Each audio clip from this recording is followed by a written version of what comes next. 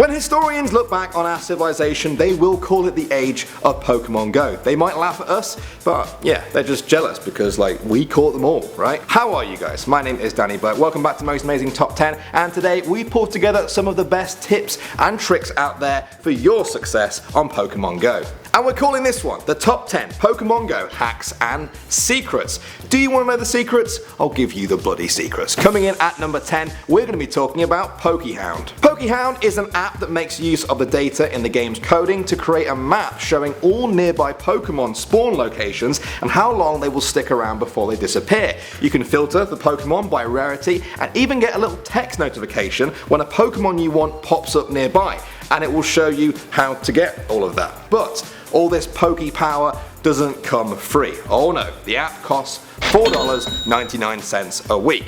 So if you're wondering what price you have to pay to become the ultimate Pokemon master, it's $4.99.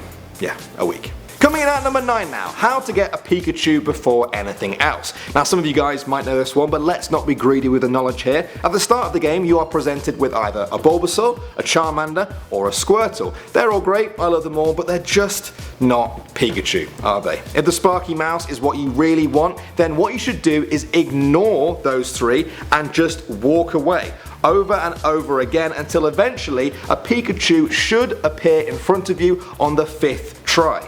But where did the other 3 Pokemon go? And why does Pikachu have blood on his hands?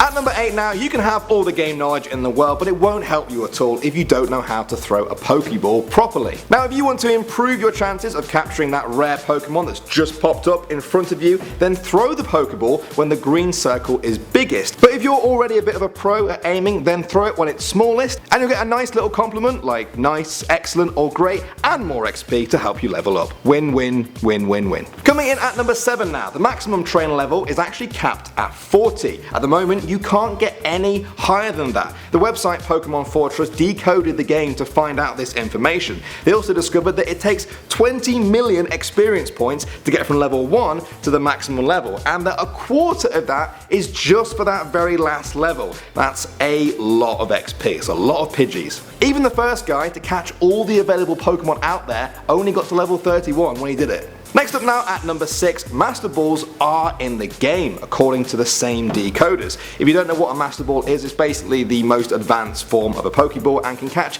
any Pokemon in one go no matter how strong it is.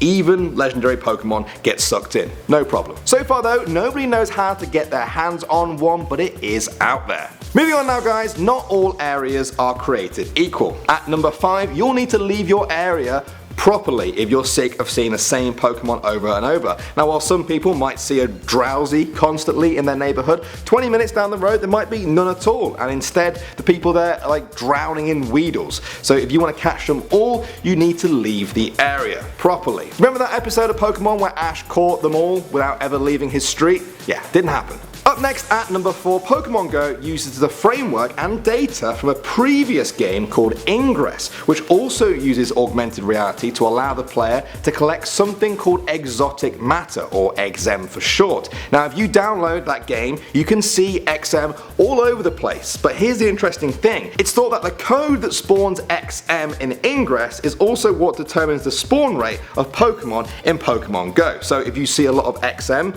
in the game, it's a safe bet that there'll be Pokemon lurking there in Pokemon Go.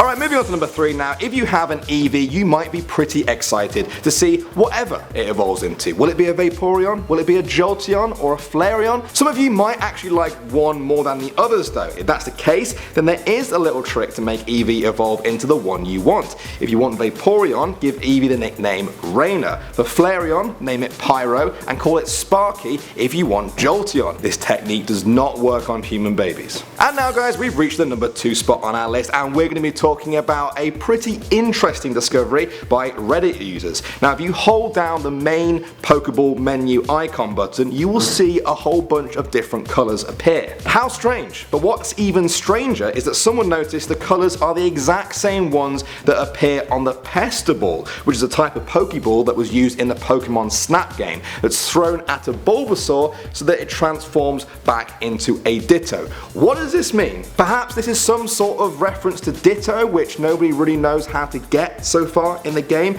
Maybe it's a reference to Mew or even Mewtwo. I'm getting ahead of myself. Maybe. Yeah, calm down. I guess only time will tell. And finally, at number 1, we're going to be talking about the Sylph Road website. Now, this is a site that is a very valuable tool for any Pokemon Go player, and probably the best of them all is their IV calculator. IV stands for individual values and refers to hidden stats about your Pokemon that determine how strong or weak it is compared to an identical Pokemon. This value cannot be seen in the game, but one Pokemon can actually be up to 15% stronger than another because of it, which if you've ever been in a gym battle, you'll know that 15% could make all the difference. To find out your Pokemon's IV value, it's simple. Go to their site, input all the stats, and the secrets will be yours. Well guys, that's 10 little tips and tricks for all you Pokemon hunters out there. Now as time goes on, I'm sure more secrets will be uncovered by Pokey detectives, so maybe one day we'll do a part 2, perhaps, could happen. But until then guys, thanks as ever for watching Most Amazing Top 10. Make sure you hit that subscribe button. My name is Danny Berg and I'll see all you guys in the next one.